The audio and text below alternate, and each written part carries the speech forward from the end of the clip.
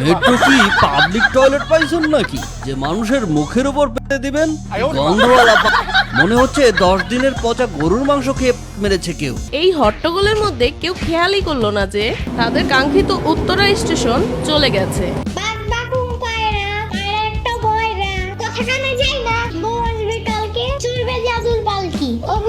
তুই খাস কি? খিচুড়ি আমি খাই না, তুই যদি পাই আমি খাই। এত বড় গাছ, এত পানি, এত ঘাস, এত হাঁস, এত মুরগি, এত বাতাস, এত গোলা, এগুলো কি আমু? এগুলো পাটখড়ি। এতগুলো পাটপড়ি। এই কি রে, তোরা সবাই এখানে বসে আছিস? কালকে যে আমার ভাস্তির বিয়ে, সে কথা ভুলে গেছিস তোরা? এখান থেকে যেতে হবে কিন্তু অনেক দূরে, সেই উত্তরাতে। শোনো, উত্তরার রাস্তাঘাটের যা অবস্থা, আমার মনে হয় গাড়ি নিয়ে যাওয়াই উচিত, আরামে যাওয়া যাবে। ইস, গাড়ি মানে তো তেলের খরচ, গাড়ি রাখার জন্য তো ঝামেলা হবে। তার চেয়ে বরং বাসই ভালো। আমার মনে হয় আমাদের বাসে যাওয়াই ভালো হবে। হ্যাঁ আম্মু, তার উপর ওই জ্যামে বসে থাকলে বিয়ের খাবারটা মিস হয়ে যাবে। প্রথমে যেতে না পারলে আমরা ভালো খাবার পাবো না। কি বলছো ইয়ামিন? আমরা কি খাওয়া দাওয়া করতে উত্তরা যাচ্ছি নাকি? আমরা তো আমার ভাস্তির বিয়েতে যাচ্ছি। আমরা তো খাওয়ার জন্যই যাচ্ছি সাম্বা। তুমি তো ফাও সেলফি আর ফেসবুকের প্রোফাইল পিকচার চেঞ্জ করতে যাচ্ছ। ইয়ামিনের বাচ্চা, আরে থাম থাম, তোরা এসব কি শুরু করছিস? তো কি ঠিক হলো, বাসে যাবি তোরা?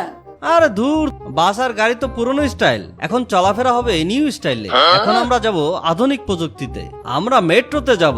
আমাদের মেট্রো রেলে যাব উত্তরা, একটা অ্যাডভেঞ্চারও হবে, আবার তাড়াতাড়ি পৌঁছানো যাবে। একদম চোখের পলকে পৌঁছে যাব উত্তরাতে। মেট্রো রেলের কথা শুনে ইয়ামিন আর শ্রাবণীর চোখ কপালে উঠে গেল। শ্রাবণী এক লাফ দিয়ে উঠে বলল, ওয়াও ভাইয়া, কি দারুণ আইডিয়া! মেট্রোতে আমরা দারুণ সব সেলফি তুলতে পারবো। আমার নতুন জামাটার সাথে মেট্রো রেলের ব্যাকগ্রাউন্ডটা দারুণ মানাবে। ইয়ামিনও হাততালি দিয়ে বলে, ইয়াহু, হ্যাঁ মেট্রোতে যাব। আমি টিভিতে দেখেছি, অনেক ফাস্ট চলে, সাপের মতন লম্বা। কিন্তু ইয়ামিন, মেট্রোতে তো অনেক ভিড় হয় শুনছি। আরে ভাড়া কেমন কে জানে, বাসের থেকে বেশি হবে না তো? আরে আপা, তুমি চিন্তা করো না, ভাড়া একদম রিজনেবল। আর দুলাভাই, ভিড়ের চিন্তা কি, আমি আছি না, আমি সব ম্যানেজ করে নিব নে। সো চলে, নো টেনশন। আচ্ছা বাবা, হয়েছে, কালকে আমরা সবাই মিলে মেট্রোতে করেই উত্তরায় বিয়ে বাড়িতে যাচ্ছি, কেমন?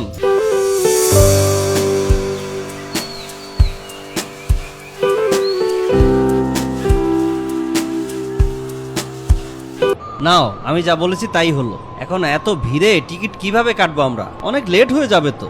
আরে দুলাভাই, চিন্তা করো কেন, লাইনে দাঁড়াতে হয় নাকি? তোমরা দাঁড়াও, আমি 1 মিনিটে টিকিট কাটতে আনতেছি। আজকাল সব ডিজিটাল, বুঝছো দুলাভাই? ফয়সাল গিয়ে দাঁড়ালো টিকিট কাটার মেশিং এর কাছে। মেশিংয়ে টাকাটা ঢুকিয়ে দেওয়ার সময় 100 টাকার নোট দিতেই মেশিং বারবার ফিরিয়ে দিচ্ছে। নোটটা একটু পুরনো হয়, সেটা মেশিং পাত্তা দিচ্ছিল না। মেশিং তো ডিজিটাল। আরে এ কি, টাকা দিচ্ছি আর বারবার টাকা ফিরিয়ে দিচ্ছে কেন? কি রে ভাই, আমার টাকার কি কোনো মানিজ্জত নাই নাকি?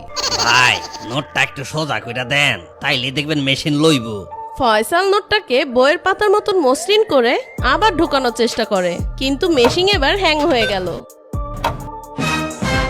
স্ক্রিনে বিরক্তকর একটা হাসির ইমোজি এসে রইলো। শ্রাবণী দূর থেকে চেঁচিয়ে বলে, ওই ফয়সাল, কি হয়েছে? 1 মিনিট তো শেষ, তুই না বললি 1 মিনিটের কাজ এটা? মানিজ্জতের ফালুতা হয়ে গেল রে। মেশিনটা নষ্ট হওয়ার মনে হয় আর সময় পাইলো না। কি আর করার, চল কাউন্টারে যাই, লাইনে দাঁড়াই টিকিট কাটতে হবে মনে হচ্ছে। কাউন্টারের লাইন দেখে মনে হলো পুরো ঢাকা শহরের লোকজন এখানেই আজকে টিকিট কাটতে এসেছে। লাইনে দাঁড়ানোর কিছুক্ষণ পর ইয়ামিন তার খালার হাত ধরে টান দিয়ে বলে, সাম্বা, আমি চিপস খাবো, আমার ক্ষুধা লাগছে সাম্বা। আরে ইয়ামিন, একটু ধৈর্য ধরো, দেখছো না কি অবস্থা? না হলে আজকে সময় মতন বিয়ে বাড়িতে পৌঁছাতে পারবো না। সাম্বার বাচ্চা, তুমি না সেই দিন বললা তুমি অনেকগুলো টাকা জমাইছো, তাহলে আমার চিপস কিনা দিতেছো না কেন? ইয়ামিন, চুপ থাকো। সব টাকা কি চিপস খাওয়ার জন্য নাকি? আমার নতুন জামা কিনতে হবে না? দুলাভাই দেখেন, আপনার শালা আজকে যুদ্ধ জয় করে সবার জন্য টিকিট কিনে আনছে। ইয়াহু! টিকিট কাটার যুদ্ধ শেষ হতে না হতেই ট্রেনটা এসে থামলো। দরজা খোলার সাথে সাথে একদল মানুষ নামার জন্য ঝাঁপিয়ে পড়লো আর আরেক দল উঠার জন্য। এই দুই পক্ষের মাঝখানে ইয়ামিনের পরিবার পড়ে অবস্থা পুরো স্যান্ডউইচের মতন হয়ে গেল। দুলাভাই, আপা, ইয়ামিন, শ্রাবণী, তোমরা সবাই আমার পিছনে পিছনে আসো, কেউ আমাদের ধাক্কা দিবেন না।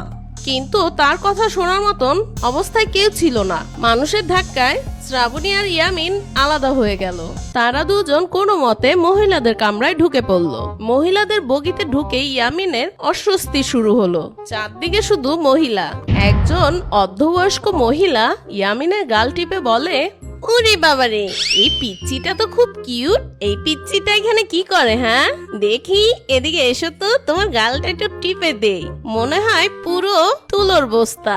শ্রাবণী কোনো মতে হেসে বলল, আসলে খালাম্মা, ভিড়ের মধ্যে ভুল করে ঢুকে পড়েছি। আমার সাথে আপাত দুলাভাই ফয়সালও আছে।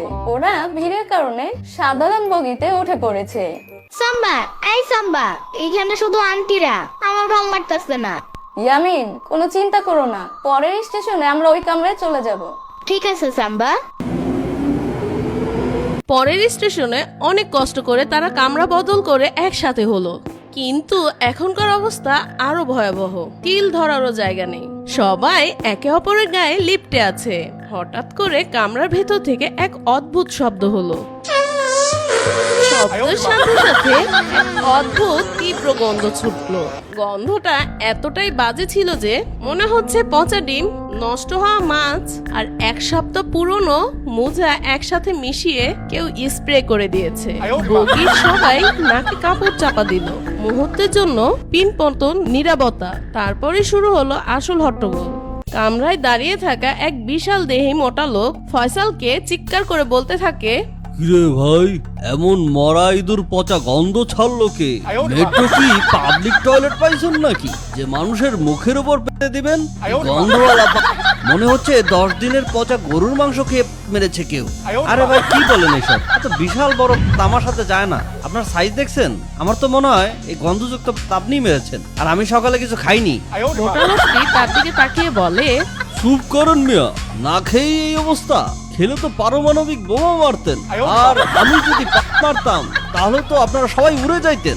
ভাই, আমি দূর থেকে দেখেছি উনি মেরেছেন।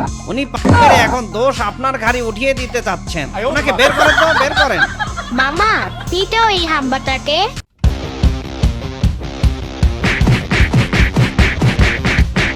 এই হট্টগোলের মধ্যে কেউ খেয়ালই করলো না যে তাদের কাঙ্ক্ষিত উত্তরা স্টেশন চলে গেছে। যখন তাদের হুঁশ ফিরল, ট্রেন তখন উত্তরা নর্থ স্টেশনে থেমে গেছে। সবাই তাড়াহুড়ো করে ট্রেন থেকে নামলো। ফয়সাল মামা বলল, হায় হায় দুলাভাই, আমরা তো ভুল স্টেশনে নামে পড়ছি, এখন কি হবে? চলেন দুলাভাই, আমরা এখান থেকে একটা রিক্সা নিয়ে নেই। তারা সবাই এক্সিট গেটের দিকে এগিয়ে গেল। ফয়সাল মামা তার কাঠটা মেশিনে ছোঁয়াতেই একটা বিকট শব্দ করে লাল বাতি জ্বলে উঠলো। গেট খুললো না। একে একে সবাই চেষ্টা করলো, কিন্তু ফলাফল একই। কিছুক্ষণ পর একজন সিকিউরিটি গার্ড গম্ভীর মুখ নিয়ে এগিয়ে এলো। তিনি বললেন, কি সমস্যা আপনাদের? বারবার লাল বাতি জ্বলছে কেন? হ্যাঁ? ফয়সাল মামা আমতা আমতা করে বলে, আসলে ভাই, আমরা ভুল করে পরের স্টেশনে নামে পড়ছি। ট্রেনের ভিতরে একটা গ্যাঞ্জাম লাগছিল, তাই আমাদের স্টেশনটা মিস হয়ে গেছে, তাই আমরা এখানেই নেমে যাব। নিয়ম অনুযায়ী আপনাদের প্রত্যেককে এখন জরিমানা দিতে হবে, জনপ্রতি 500 টাকা। পরিবারের সবাই একসাথে চিৎকার করে উঠলো। 500 টাকা? আরে, এটা তো ডাকাতি। একটা স্টেশনের জন্য 500 টাকা? তা যখন ডাকাতিই করবেন, তাহলে মেট্রোতে দাঁড়িয়ে আছেন কেন? রাস্তায় যান। টিকিটের দাম 100 টাকা আর জরিমানা দিচ্ছেন 500 টাকা। ইয়ামিনের বাবা গার্ডকে বোঝানোর চেষ্টা করে, দেখুন ভাই, আমরা ইচ্ছা করে নামিনি, ট্রেনের গ্যাঞ্জামের কারণে ভুল হয়ে গেছে। কিন্তু গার্ডটা তার সিদ্ধান্তে অটল। নিয়ম তো নিয়মই স্যার, আপনাদের জরিমানা দিতেই হবে। জরিমানা না দিলে গেট খোলা হবে না। এই নিয়ে তর্কাতর্কি যখন তুঙ্গে, তখন হঠাৎ করে ইয়ামিন সামনে এগিয়ে এলো। সেই গার্ডের দিকে আঙ্গুল তুলে ধীর গলায় বলল, আমরা জরিমানা দিব না। গার্ডটা অবাক হয়ে ইয়ামিনের দিকে তাকালেন।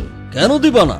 না না না না, চেতো না, আমি ব্যাপারটা বোঝা বলতেছি। টাকা তো বাসায়, এখন তো আমার কাছে কোনো টাকা নাই। ইয়ামিনের এই কথা শুনে আশেপাশে লোকজন হেসে পড়ল।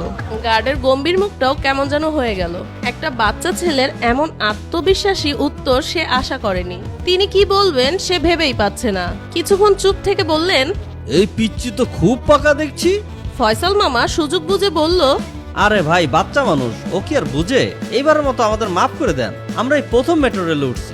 ভাইয়া প্লিজ, আমাদের বিয়ে বাড়িতে যেতে দেরি হয়ে যাচ্ছে। মানুষের হাসাহাসি আর ইয়ামিনের কাণ্ডে গার্ড শেষ পর্যন্ত নরম হলেন। তিনি বললেন, আচ্ছা আচ্ছা, ঠিক আছে যান, কিন্তু পরের বার থেকে সাবধান থাকবেন। গেট খোলার সাথে সাথেই তারা হাঁপ ছেড়ে বাঁচলো। স্টেশন থেকে বের হয়ে তারা একটা রিক্সা নিয়ে অবশেষে তারা বিয়েবাড়ি গেটে পৌঁছালো। সবার অবস্থা তখন দেখার মতন, চুল এলোমেলো আর কাপড় চোপড় ময়লা, আর মুখে ক্লান্তির ছাপ। বিয়ে বাড়িতে ঢোকার সাথে সাথে কনের মা তাদেরকে দেখে অবাক হয়ে বলে, কি রে, তোদের এই অবস্থা কেন? কোনো ঝড় তুফানের মধ্যে পড়েছিলি নাকি? ফয়সাল মামা একটা দীর্ঘশ্বাস ফেলে বলল, আপা, ঝড়ের চেয়েও ভয়ঙ্কর কিছুর মধ্যে পড়ছিলাম। তার নাম হইতেছে মেট্রো রেল। জীবনে আর মেট্রোতে উঠলে আমার নাম ফয়সাল না, সাইডা দেমা কাইন্দা বাসি। সবাই যখন তাদের মেট্রো অভিযানের গল্প করছিল, ইয়ামিন তখন একটা কোণে দাঁড়িয়ে তার পছন্দের চিপস ছিঁড়ে খাচ্ছিল। তার মুখে বিজয়ের হাসি। সে আজকে শুধু চিপস জিতেনি, 500 টাকার জরিমানাও বাঁচিয়ে দিয়েছে। তার কাছে এই মেট্রো রেল যাত্রা ছিল জীবনের সেরা অ্যাডভেঞ্চার। তো বন্ধুরা, কেমন লাগলো তোমাদের আজকের গল্প? তোমাদের মেট্রো রেল যাত্রাটা কেমন ছিল তার কোনো মুহূর্ত যদি থেকে থাকে তাহলে কমেন্টে জানাবা। আর যদি ভিডিওটা ভালো লাগে তাহলে অবশ্যই ভিডিওতে লাইক দিয়ে বন্ধুদের সাথে শেয়ার করো। ধন্যবাদ বন্ধুরা।